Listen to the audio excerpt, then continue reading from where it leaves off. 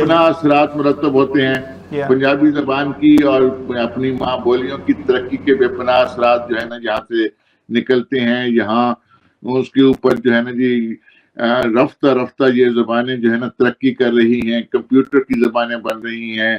اور اس زمانے کے کیونکہ پنجاب پاکستان میں خاص طور پر پنجابی اور سرائکی اور جتنی ہماری زبانیاں ہیں پنجاب میں بولی جانے والی زبانیں, ان کے ساتھ بڑی زیادتی ہوئی ہے.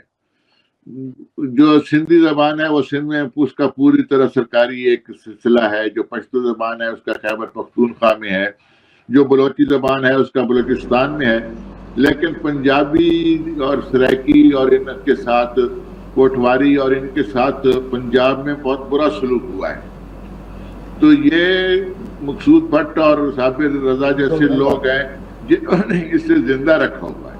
اچھا, آخری سوال منصور فاق صاحب, ہمارا فیلڈ مارشل بھی پنجابی, ہمارے وزیر اعظم بھی پنجابی, سارے پنجابی ہوتے ہوئے کیا وجہ ہے کہ پنجابی زبان اور پنجاب کے لوگ جو ہیں وہ استحصال کا شکار ہو رہے ہیں اور کیوں اپنا مقام حاصل نہیں کر پا رہے ہیں؟